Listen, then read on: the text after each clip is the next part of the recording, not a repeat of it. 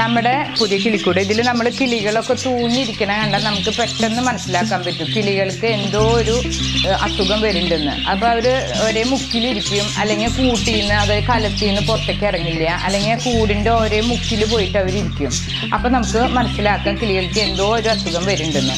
ആ ഒരു അസുഖത്തിനുള്ള റെമഡിയും അതുപോലെ തന്നെ അതിൻ്റെ കാരണങ്ങളാണ് ഞാൻ ഇപ്പോൾ ഈ വീഡിയോ കൂടെ പറയുന്നത്. അതൊക്കെ ഒഴിവാക്കി കഴിഞ്ഞാൽ നമ്മുടെ കിളികളൊക്കെ നല്ല പെർഫെക്റ്റ് ആയിട്ടിരിക്കും. പക്ഷികൾ തൂങ്ങിയിരിക്കുന്നത് മെയിനായിട്ടുള്ളൊരു അസുഖം വരണ്ട. ചിലപ്പോൾ പക്ഷിപ്പനി കാരണം തൂങ്ങിയിരിക്കുക, അല്ലെങ്കിൽ അവർക്ക് വിരശല്യം കാരണം തൂങ്ങിയിരിക്കുക. എന്താ കാരണം എന്നുള്ളത് നമ്മൾ സ്ഥിരമായിട്ട് വാച്ച് ചെയ്യുമ്പോൾ നമുക്ക് മനസ്സിലാവും. കിളി 50% സിക്കാവണോണ്ടാണ് കിളികൾ ഇങ്ങനെ തൂങ്ങി ഓരോ കുടത്തിൽ നിന്ന് ഇറങ്ങാണ്ടിരിക്കുക, അതുപോലെ തന്നെ ഓരോ മുക്കിൽ പോയിരിക്കുക, കളിക്കാണ്ടും അതുപോലെ ഇലകൾ കണ്ട തിന്നാണ്ടും പറന്ന് നടക്കാണ്ടൊക്കെ ഇരിക്കണത്. ചിലർ കുടത്തിൽ തന്നെ ഇരിക്കും, പുറത്തേക്ക് ഇറങ്ങില്ല. അപ്പോൾ അതിന് നമ്മൾ ഈ ഫുഡിൽ നിന്നുള്ള ഇൻഫെക്ഷൻ വരണോണ്ടാണ് അവരിങ്ങനെ ഇരിക്കുന്നത്. ദിവസം 2 നേരം തന്നെ അതുപോലെ എന്താണെന്ന് വെച്ചാൽ കൊടുക്കണമെങ്കിൽ മാറ്റണം. പിന്നെ തണവുള്ളത്, അതായത് ഇപ്പം നമ്മൾ റസ്ക് വെച്ച് കൊടുത്തിട്ടുണ്ടല്ലോ, കുതിർത്ത് റസ്ക് വെച്ച് കൊടുക്കുക, അതുപോലെ മുളപ്പിച്ച പയർ, അതുപോലെ വെജിറ്റബിൾസ്, ഫ്രൂട്ട്സൊക്കെ വെച്ച് കൊടുത്തു കഴിഞ്ഞാൽ 4 മണിക്കൂർ കഴിഞ്ഞാൽ അപ്പം തന്നെ ആ ഫുഡ് മാറ്റണം. അല്ലെങ്കിൽ പിന്നെ നമ്മുടെ കിളികൾക്ക് ഇൻഫെക്ഷൻ വന്നിട്ടാണ് ഇങ്ങനെ തൂങ്ങി നിൽക്കുന്നത്.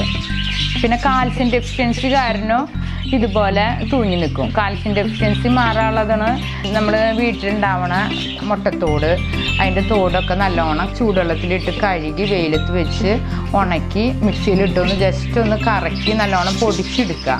എന്നിട്ട് കുതിർത്ത റസ്കുമ്മലോ അങ്ങനെ വെക്കുക. അല്ലെങ്കിൽ പിന്നെ കാൽസ്യം ബ്ലോക്ക് വാങ്ങിക്കാൻ കിട്ടും, അത് വെച്ച് കൊടുക്കുക. അല്ലെങ്കിൽ കണനാക്ക് എന്ന് പറഞ്ഞാൽ നമുക്ക് വാങ്ങിക്കാൻ കിട്ടും. അതിങ്ങനെ ഓരോ കഷ്ണം ഇട്ട് കൊടുത്തു കഴിഞ്ഞാൽ അവർ അതിൻ്റെ കാൽസ്യം ഡെഫിഷ്യൻസി മാറിക്കോളും. പിന്നെ നമ്മൾ കിളികളെ ഒരു സ്ഥലത്തുനിന്ന് വേറൊരു സ്ഥലത്തേക്ക് ഇപ്പോൾ ഈ കിളീനെ കൊടുക്കാൻ നിൽക്കും, വേറൊരാൾ വാങ്ങിച്ചു കൊണ്ടുപോകണം, ഇത്തിരി ദൂരെ വാങ്ങിച്ചു കൊണ്ടുപോകാന്ന് വെച്ചാൽ കൂട് മാറുമ്പോൾ അവർക്കൊരു പരിചയമില്ലാത്ത കൂടൊക്കെ വരുമ്പോൾ ഒരു തൂക്കം ഉണ്ടാവും. അതിന് നമ്മൾ വിമറാൽ എന്ന് പറഞ്ഞിട്ടൊരു വിറ്റാമിൻ സപ്ലിമെൻ്റ് ആണത്. മരുന്ന് കൊടുത്തു കഴിഞ്ഞാൽ കിളികൾ ഓക്കെ ആവും. വെള്ളത്തിൽ കലക്കി കൊടുത്താൽ മതി. അതവർ അതിൽ എഴുതിയിട്ടുണ്ട് എങ്ങനെയാണ് കൊടുക്കേണ്ടതെന്ന് വെച്ചാൽ ഒരു 250 ml വെള്ളത്തിൽ കലക്കി കൊടുക്കാം. അപ്പോൾ അവർ നല്ല ഓക്കെ ആവും.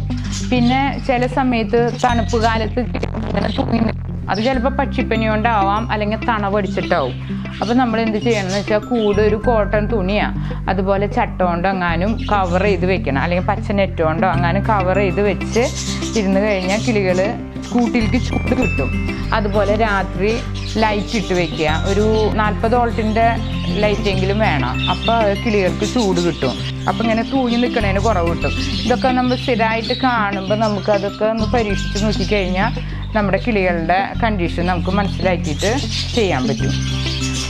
കിളികൾക്ക് തൂക്കം മെയിനായിട്ട് വരുന്നത് വർഷക്കാലത്താണ്. അപ്പോൾ നമ്മൾ ഈ ഫംഗസ് ഇൻഫെക്ഷൻ വന്നിട്ടാണ് കിളികളുടെ തൂക്കം എന്ന് പറഞ്ഞാൽ ഒരേ മുക്കിലിങ്ങനെ ഇരിക്കണത്. അപ്പോൾ അത് കൈയോടെ തന്നെ ചെയ്തില്ലെങ്കിൽ കിളികൾക്ക് പെട്ടെന്ന് അസുഖം കൂടും. അപ്പോൾ ഈ തൂക്കം കണ്ടു കഴിഞ്ഞാൽ നമ്മുടെ കിളികളെ ലവ് ബേഡ്സിനെയും ബജീസിനെയും വെച്ച് വേറെ കൂട്ടിലേക്ക് മാറ്റി അവരെ പ്രത്യേകമായിട്ട് ട്രീറ്റ് ചെയ്യണം. ഓക്കെ ആവും. അങ്ങനെ ചെയ്ത് കഴിഞ്ഞാൽ നമ്മുടെ കിളികൾക്ക് ആ രോഗം മാറിപ്പൊക്കോളും. ആ ഒരു കിളിയെ തന്നെ നമ്മൾ ശ്രദ്ധിച്ചാൽ മതിയാവും. മരുന്ന് കൊടുക്കുമ്പോഴൊക്കെ അതിനെ ശ്രദ്ധിച്ചാൽ മതി.